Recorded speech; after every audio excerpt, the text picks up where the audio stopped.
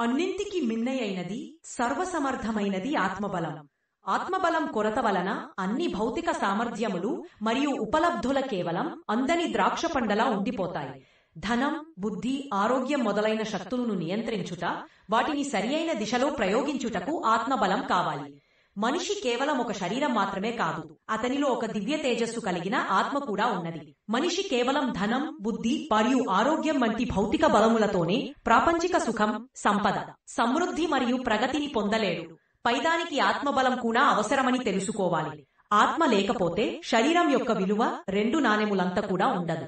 ఇదే విధంగా ఆత్మబలం లేకపోతే శరీర బలం కేవలం తమాషాగా ఉండిపోతుంది.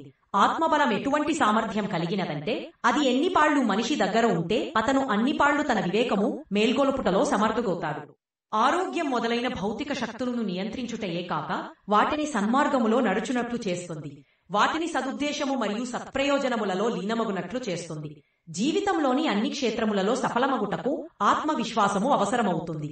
ప్రపంచంలోని శ్రేష్టమైన వ్యక్తులందరూ ఆత్మవిశ్వాసమున్న వారి కోవకు చెందుతారు. ఆత్మవిశ్వాసం కలవారు పొగడదగిన కర్మవీరులవుతారు. హేయత్వము, దీనత్వము లేక నికృష్టత వారి దగ్గరకు చేరలేవు. ప్రతిరోజు కొత్త ప్రయత్నాలు మరియు ప్రయోగాలు చేస్తూ ఉంటారు.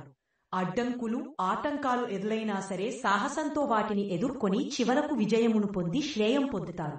జీవితంలో కూడా అనేకమైన కష్టములు, చిక్కుముడులు, అప్రియమైన పరిస్థితులు వస్తూ ఉంటాయి. ఈ తుఫానులలో నిశ్చలమైన కఠిన శిలవలే తన మార్గంలో నిలిచి ఉండుటకు ఆత్మవిశ్వాసము అవసరం.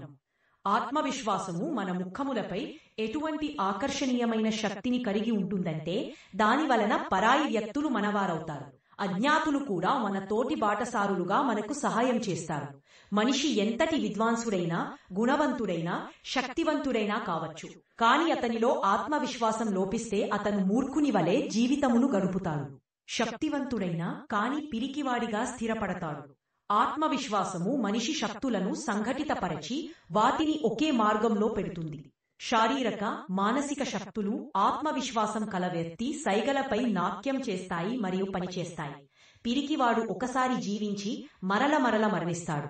ఆత్మవిశ్వాసం కల వ్యక్తి ఒక్కసారి జన్మించి ఒకేమారు మరణిస్తాడు.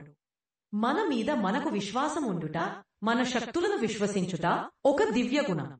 అది ఎటువంటి పనినైనా చేయుటకు అవసరమైన సాహసము, ఆలోచన మరియు యోగ్యత ఉత్పన్నం చేస్తుంది. ఇతరులపై ఆధారపడుట వలన బలం క్షీణిస్తుంది మరియు మన కోరికలు పూర్తి అగుటలో అనేక విఘ్నములు తరచుగా వస్తుంటాయి. ఏదైనా ఒక చిక్కుముడిని విప్పుట కొరకు ఇతరుల సహాయమును పొందవచ్చును, కాని వారిపై పూర్తిగా ఆధారపడరాదు. సునిశ్చితమైన సాఫల్యం కొరకు స్వావలంబన చాలా ఆవశ్యకమైన గుణము. మీరు మీ ఇబ్బందులను స్వయముగా పరిష్కరించే ప్రయత్నం చేయండి. మీరు ఇతరులపై ఆధారపడినంత కాలము మీ కష్టములను ఎవరో వచ్చి దూరం చేస్తారనే భావనతో అప్పటి వరకు పెద్ద భ్రమలో ఉంటారు. అన్ని సమస్యలన్నీ పరిష్కరించే తాళం చెవి మనలోనే ఉంది. ప్రపంచంలో సాఫల్యం పొందాలనే కోరికతో మీ యోగ్యతలను పెంచుకుంటూ కూడా ప్రారంభించండి. ఎలా కావాలనుకుంటున్నారు దానికనుగుణముగా మీ యోగ్యతలను పెంచుకుంటూ ప్రారంభించగానే భగవంతుడు విధిలేక మీరు కోరిన విధంగానే మీ అదృష్టమును వ్రాయవలసి వస్తుంది. తమ కాళ్ల మీద తాము నిలబడిన వారు, ఆత్మవిశ్వాసం కలవారు మరియు స్వయం నిర్ణయం చేయగలవారు, తమ వద్ద తమ బుద్ధి, వివేకమున్నవారి జీవితమే సఫలము మరియు సంతృప్తితో నిండి ఉంటుంది.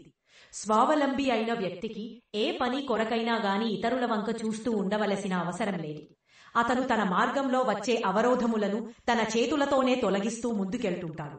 మీరు జీవితంలో సాఫల్యం, ఉన్నతి, సంపన్నత మరియు సమృద్ధులను కోరుకుంటే స్వావలంబులు అవ్వండి. మీ జీవిత పథమును స్వయముగా మీ చేతులలో శ్రేష్టమైనదిగా చేసుకొని ఆ మార్గంలో మీ కాళ్లతో మీరు నడవండి.